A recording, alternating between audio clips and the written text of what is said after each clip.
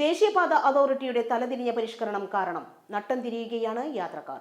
അശാസ്ത്രീയമായ നിർമ്മാണവും അപാകത നിറഞ്ഞ സൂചനാ ബോർഡുകളും യാത്രക്കാരെ നട്ടം തിരിക്കുമ്പോൾ എന്ത് ചെയ്യണമെന്നറിയാത്ത അവസ്ഥയാണ്.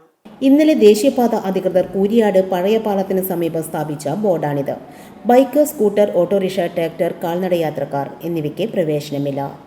ആറുവരിപ്പാതയിൽ പ്രവേശനമില്ലെന്നത് വളരെ നേരത്തെ തന്നെ കേട്ടു തുടങ്ങിയതാണ്. എന്നാൽ കൂരിയാട്ടെ അവസ്ഥ അതല്ല.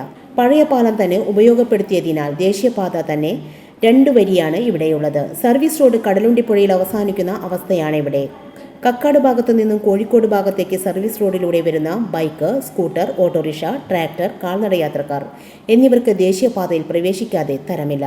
മറ്റു റോഡോ അരികോ ഇല്ലാത്ത ഇവിടെ സർവീസ് റോഡിലൂടെ വരുന്ന ഇത്തരം വാഹനങ്ങൾ എന്ത് ചെയ്യണമെന്നാണ് യാത്രക്കാർ ചോദിക്കുന്നത്. നമ്മുടെ ദേശീയ ആറുവരിപ്പാതയുടെ നിർമ്മാണം അവസാന ഘട്ടത്തിലാണ്.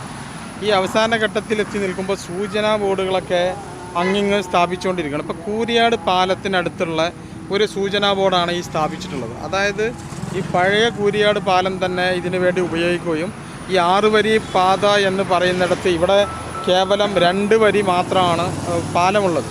ഈ 2 വരിയിൽ സർവീസ് റോഡും അതോടൊപ്പം 3 വരിയിൽ കക്കാട് ഭാഗത്തു നിന്ന് വരുന്നവരൊക്കെ ഈ 2 വരിയിലൂടെ വേണം പോകാൻ. അപ്പോൾ സർവീസ് റോഡിൽ നിന്നും വരുന്നവർക്ക് പ്രവേശനമില്ല. അതായത് ബൈക്ക്, ഓട്ടോറിക്ഷ, ട്രക്ടർ അതുപോലുള്ള കാൽനട യാത്രക്കാർക്കൊന്നും പ്രവേശനമില്ല എന്നാണ് അവർ ഈ ബോർഡിലൂടെ പറയുന്നത്. അപ്പോൾ ഈ റോഡിലൂടെ വരുന്നവർ പുഴയിലേക്ക് ചാടണമെന്നാണോ അവർ പറയുന്നതെന്ന് മനസ്സിലാവുന്നത്. വളരെ ഇടുങ്ങിയ 5 പതിറ്റാണ്ടിലേറെ കാലം പഴക്കമുള്ള പാലം ഉപയോഗപ്പെടുത്തിയാണ് ഇവിടെ 6 വരിപ്പാത കടന്നുപോകുന്നത്. പുതിയ പാലം നിർമ്മിക്കണമെന്ന് DPRൽ പറയുന്നുണ്ടെങ്കിലും അതുണ്ടായില്ല. ഇവിടെ പുതിയ പാലം നിർമ്മിക്കാൻ നിർദ്ദേശമില്ലെന്നാണ് നിർമ്മാണ കമ്പനിയായ KNRC പറയുന്നത്. ഇവിടെ 6 വരിപ്പാത എന്നത് പേരിന് മാത്രമാണ്. സ്ഥലം ഏറ്റെടുക്കുക പോലും ചെയ്യാതെ തന്നെ വീതിയോട് കൂടിയ പാലം നിർമ്മിക്കാൻ സൗകര്യമുണ്ടായിട്ടും ഇവിടെ 6 വരിപ്പാത അട്ടിമറിക്കപ്പെട്ട നിലയിലാണ്. കോട്ടയ്ക്കൽ ഭാഗത്തു നിന്നും കോഴിക്കോട് ഭാഗത്തേക്ക് 3 വരിയായി വരുന്ന വാഹനങ്ങളും കക്കാട് ഭാഗത്തു നിന്നും കൂരിയാട് ഭാഗത്തേക്ക് സർവീസ് റോഡിലൂടെ വരുന്ന വാഹനങ്ങളും ഈ പാലത്തിലെത്തുമ്പോൾ 2 വരിയിലൂടെ വേണം സഞ്ചരിക്കാൻ.